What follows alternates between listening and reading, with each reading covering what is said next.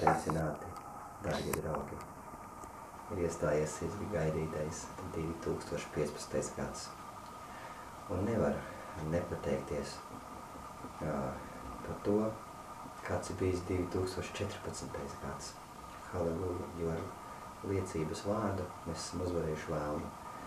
Un, protams, gribētos pateikties Dievam par 2014. gadu, kad Dievs mūs ir brīnišķīgi sveitījis kā parasti.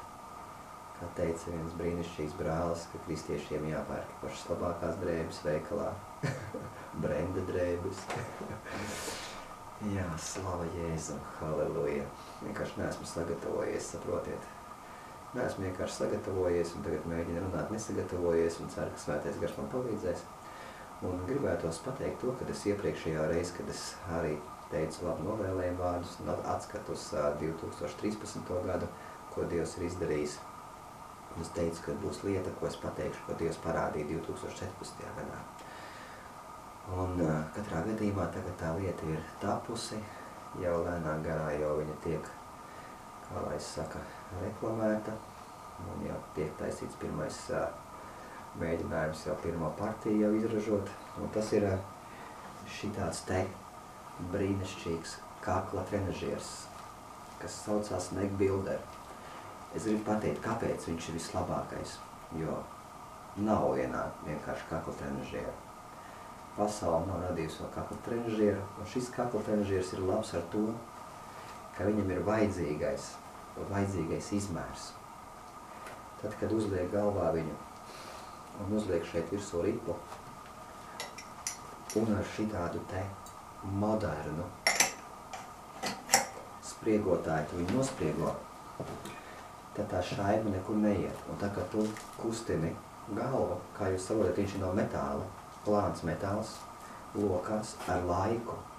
Viņš ieņem tavu galvas formu, jo es pieņemsim skatos pēc savējā, man ir Neck Builders, ar ko es strādāju, testēju, jo man ir būtiski, ka nav tā, ka es klientam viņu pārdodu un pēc 2 mēnešiem vai pēc pirmā treniņa, viņš ir konstatējis, ka jums spranda salauzt un diski kaut kādi izsist ārā, tāpēc es konkrēti gadu testēju viņu sevīm.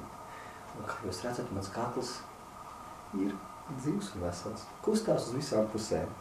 Ļoti brīnišķīgi. Nu, viss ir kārtībā. Nav nekādas problēmas, viss ir brīnišķīgi. Un, kā es arī teicu, viņš ieņem galvas formu, tavējo galvas formu ar laiku. Tāpēc Neck Builderam jābūt ir katram savējam. Un tāpēc tas būs tavs Neck Builders, viņš ieņems tavu galvas formu, apgulsies ap tavu galvu, kas ir pats grūtākais, ko mēs nevarējām sasniegt. Lai taisot ar viņu vingrinājumu, viņš nekustētos pa galvu, bet to mēs esam dabūjuši. Viņš nekustās. Un šis ir brīnišķīgais trenažieris, ko varētu arī nosūt par jauno vīnu. Un arī pie jaunā vīna tēmas mēs pieskārsimies. Pat reizām mēs aizskaram materiāls lietas, bet visu mēs noslēgsim ar garīgo. Sākumā ir materiālisms, cilvēks piedzimst materiālā pasaulē, pēc tam viņš pieņemot Jēzus Kristu, kļūst par garīgu personu. Un tāpēc mēs iesākam ar materiālām lietām šodien ar Neck Builder, un gala rezultātā mēs pabeigsim ar vīnu. Tādā momentā, kā jūs saprotat, iet šis te projekts. Un tā ir liela pateicība Dievam, ka Dievs atļāva tādu trenažieru uztaisīt un trenēties ar viņu. Un vēl interesanti ir tas, ka svētais gars man lika iet strādāt pie taksometra.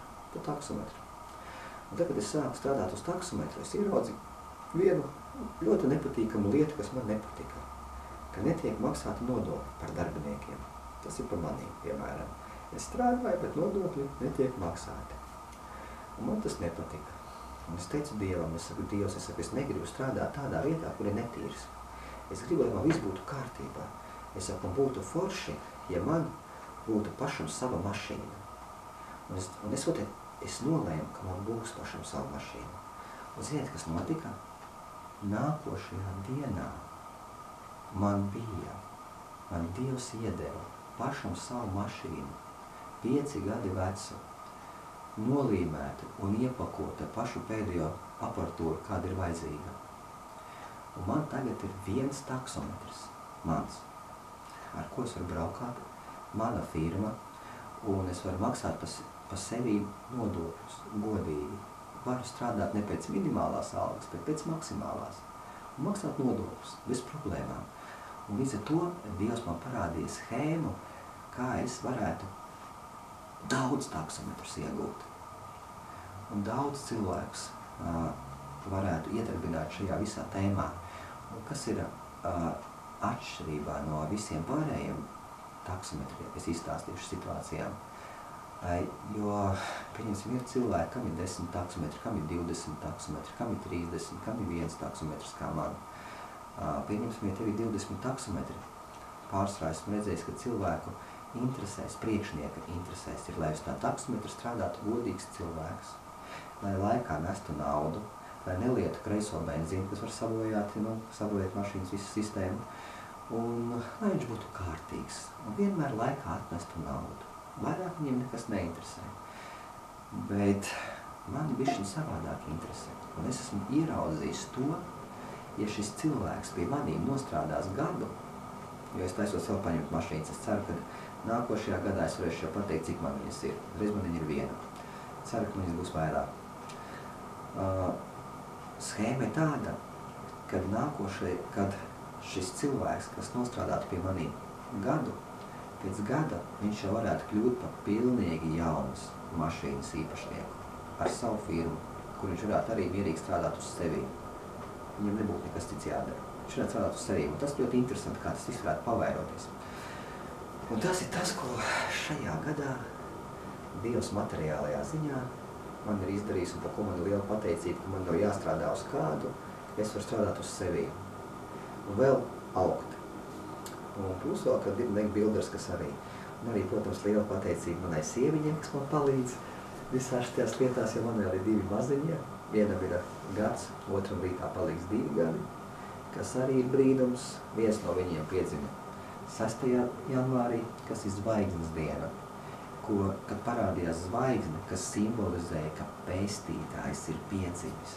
Šī zvaigzne simbolizē to, kad ir pestītājs piedzimis. Iedomājieties. Un pēc gada 24. vai 20. Tieši tad, kad Kristus piedzima, mums piedzima Emanuēls pēc pravietojuma. Mēs saņēmām vārdu jau 20. Saņēmām vasarā vārdu, abi divas ar sieviņu, ka viņu sauks Emanuēls, Dievs ar mums. Mēs domājam, un tam jābūt brīnumam. Un viņš piedzima tieši tad, kad visa pasaules svin Kristus dzimšanas dienu. Viņš piedzima tieši 2045. naktī. Un iedomājieties, mums mājās ir zvaigznes vīrs un glābējs, pestītājs.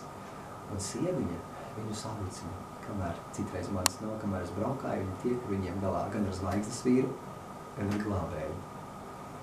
Un vēl ar dālīņu. Vēl mums ir dālīņa, ļoti brīnišķīgs palīgs, 10 gadi, visu laiku mācās, tikai mācās, pilda mājas darbus, iet uz treniņiem. Katrā gadījumā un auklējās ar mazajiem, ar zvaigznes vīru un ar glābēju.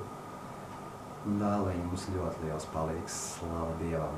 Un tagad es gribu pieskārties pie garīgās lietas. To es gribētu jums novēlēt, un es ticu, ka jūs visi būsiet tādi paši kā es. Kā Pāvils teica. Es domāju, piedzērušies vienkārši. Vienkārši es būsiet piedzērušies tā kā es no Dieva gara, no Dieva mīlestības. Halleluja. Un situācija ir kāda. Ziniet, ir rakstuvieta par jauno vīnu, par veco vīnu. Bet visinteresantākais, ko man Dievs tagad atklāja, Svētais Gars. Es nevarēju saprast šo rakstuvietu par vecajiem vīna traukiem, ka vecajos vīna traukos nevar liet jauno vīnu, kad jaunais vīns viņus saplēsīs vienkārši. Tehnoloģiski, tehniskajā ziņā tas ir skaidrs, jo veci ādas trauki, viņi ir sačokurējušies, viņi ir veci un viņi ir izžūši. Un ja tu jauno vīnu tur ielies iekšā, viņš saplēsīs viņus. Bet es nevarēju nekādīgi saprast, kādā sakarā Jēzus saka par šiem traukiem, tiem farizejiem. Saprotiet, kāpēc? Un tagad minūtes 17 vai 15 atpakaļ man svētais gars atklāja. Kāpēc? Jo redziet, tad, kad es pieņēmu Jēzu Kristu, halleluja, slava Dievam, es vēl biju farizejs, saprotiet, es garā atzinu, bet mans vecais cilvēks bija pilns ar reliģiju, es biju ļoti reliģioza rakstura cilvēks. Ja es redzēju, ka kāds dievkalpojums kaut kur smējās, es domāju, kas tas smieklīgs, ko viņš te smējās, Es biju kārtīgs farizejs no farizejiem, neskaitot uz to, kad es jau biju atzimis garā. Bet saprotiet, mans tas vīna trauks, gadiem ejot, viņam jau bija savs raugs. Protams, katram ir savs raugs, caur kuru rauga prizmu mēs skatāmies uz apkārtējām situācijām. Un tāpēc es tagad saprotu to, kur es tagad atrodos. Daudzi skatoties mani, jums vienkārši jumtu raunos. Jūs domājat, kas tās ir par šausmām, ko viņš te vispārībā stāsta. Kā Dievs var ūdeni pārvērst šņabī un tādas tam līdzīgas lietas, tas vienkārši plēši uz pušu.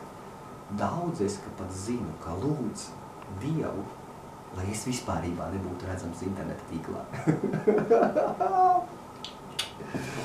Halleluja. Un daudz lūdz Dievu, lai es nāktu pie apskaidrības. Lai visa manī būtu kārtībā, lai es beidzot visu sviestu runāt dotajā brīdī. Bet lieta ir tāda, ja tāds, kāds es esmu tagad, to, ko es esmu sapratis tagad un kādās atklāsmēs es dzīvoju un kādā līmenī es tagad esmu ar Dievu, ja tagad man Dievs ir tētis, tad, kad es atgriezos pie viņiem, mans Dievs bija tēvs, suverēnais Dievs. Tagad mans Dievs ir tētis. Redziet izmaiņu. Tēvs un tētis. Tā ir līzma, tad te pagāja vairāki gadi, un es vienkārši sapratu. Ja es tas vecais vīna trauks, kas sauca tēvu par tēta, tēti par tēvs, suverēnais Dievs. Ja tētis man būtu ielējis to vīnu, kas ir manī tagad iekšā, tad es vienkārši būtu sarauts gabalos, mans prāts, es būtu sajūcis prātā, es nespētu, vienkārši mans prāts, mana visa būtība farizeiskā nespētu vienkārši to sagremot. Es vienkārši būtu nonācis psihiatriskajā slimnīcā, vienkārši sasiets halātā. Jā, bet tāpēc svētais gars, viņš ņēma mani un mērkšķēja, viņš mani atmērkšķēja, smērēja mani trauku ar eļļu, sagatavoja mani, un uz šo sagatavošanas procesu pagāja 4 gadi. Es biju kristietis, un 4 gadus man svētais gars mērkšķēja, tīrija un zieda, lai varētu ieliet iekšā jauno vīnu. Pilnīgi šarmuļi skrien. Un tad, kad tas notika, viņš ielēja šo jauno vīnu, tā jaunā vīns ir bomba. Un tāpēc neuztraucieties, neesat skeptiski, atļaujiet svētajam garam vienkārši sagatavot jūsu sirdi. Es neteikšu, ka es tagad esmu pilnīgs, ka tagad jau vairāk tālāk nav ko iet. Svētais gars arī tagad manu sirdi gatavo priekš vēl kaut kā jauna, kam es neesmu gatavs. Un tāpēc ir tas no spožuma uz spožumu. Saprotiet, mums visu laiku svētais gars sagatavo kaut kam jaunam.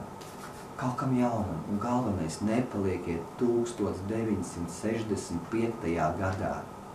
Tagad jau ir 2015. Kāds ir aizķēries 65. gadā? Tas ir jau pagājis. Mēs ejam no spožuma uz spožumu. Un tāpēc es jums vienkārši novēlu, alleluja, ātrāk tur nonākt, un kā arī pats sev. Lai Dievs jūs sveitī, jums ir spēcīgas jaunas liecības par to, kā Dievs darbojas jūsu dzīvē. Lai Dievs jūs sveitī.